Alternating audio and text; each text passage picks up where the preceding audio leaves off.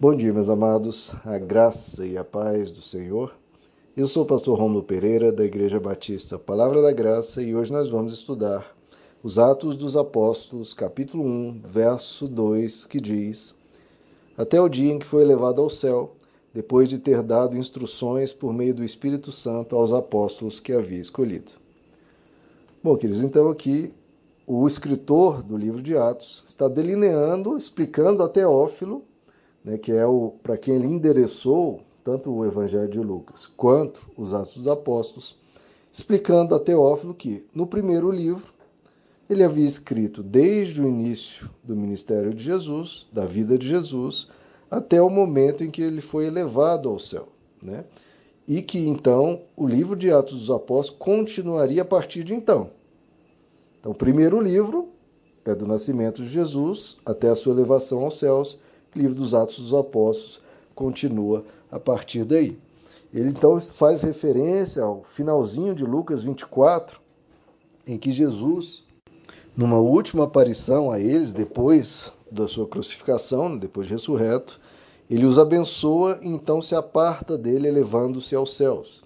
A gente vai ver também essa ascensão sendo narrada aqui também no livro de Atos. Bom, esse verso 2 nos diz também que Jesus, ele deu instruções por meio do Espírito Santo aos apóstolos. Ao longo de toda a caminhada de Jesus com seus discípulos, ele deu diversas instruções e, especialmente após a sua ressurreição, ele dá diversos comandos aos apóstolos do que eles deveriam fazer a partir de então. Um dos comandos a gente vai ver que Jesus dá aqui no livro de Atos dos Apóstolos, ele diz para os apóstolos aguardarem em Jerusalém até que eles recebam de Deus uma capacitação especial para pregar a palavra. Agora, quais seriam algumas dessas instruções que ele dá? Veja o detalhe aqui que ele dá por meio do Espírito Santo. Porque se vocês lembrarem no Evangelho de João, que nós já estudamos, Jesus sopra sobre os discípulos e diz: recebam o Espírito Santo. O que significa esse soprar do Espírito Santo? A gente detalhou isso lá no Evangelho de João. Mas vamos comentar aqui na visão de Lucas, que ele fala um pouco sobre isso lá no final do seu Evangelho, Lucas capítulo 24, em que Jesus diz, no seu último discurso, relatado ali no Evangelho de Lucas, ele diz: são estas as palavras que vos falei, estando ainda convosco, que importava que se cumprisse tudo o que de mim estava escrito, na lei de Moisés, nos profetas e nos salmos. Ou seja, todo o Antigo Testamento. O Antigo Testamento é composto dessas três partes, de forma resumida, Lei de Moisés, profetas e salmos. Então, qual que é o grande propósito do Antigo Testamento? O próprio Jesus, que é Deus encarnado, o próprio Deus diz. O grande propósito deles era revelar, anunciar tudo que se cumpriria na própria existência histórica de Jesus. Então, Jesus diz, olha, Lei de Moisés, profetas e salmos anunciaram e eu vim e cumpri.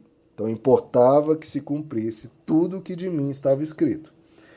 E aí, então, acontece esse sopro do Espírito Santo, conforme relatado no Evangelho de Lucas. Diz que, então, Jesus lhes abriu o entendimento.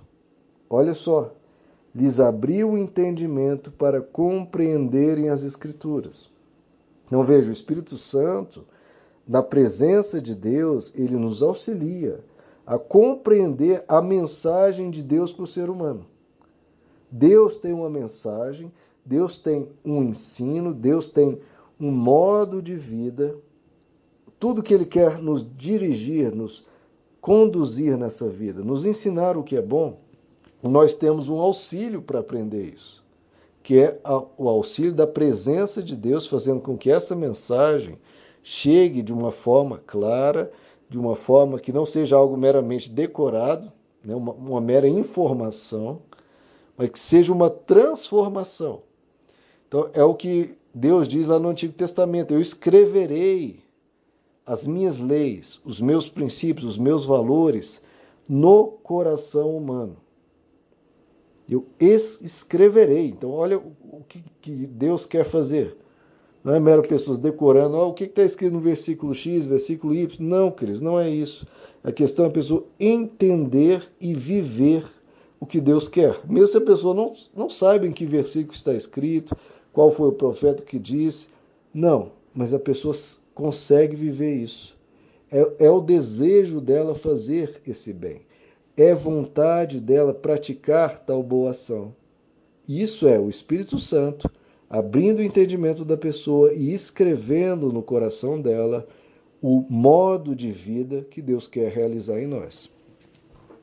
Então, quando Jesus abre o entendimento dos discípulos, lá em Lucas 24, que é o que o nosso autor Lucas está fazendo referência aqui nesse verso 2, ele diz que Jesus diz, então, assim está escrito, e assim convinha que o Cristo padecesse e ao terceiro dia ressuscitasse dentre os mortos, e que em seu nome, olha só, o comando que Jesus vai dar, que nós estamos vendo aqui nesse verso.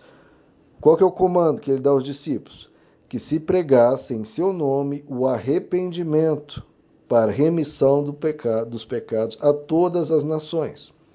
Então, qual que é a grande mensagem do Evangelho? Mude de vida.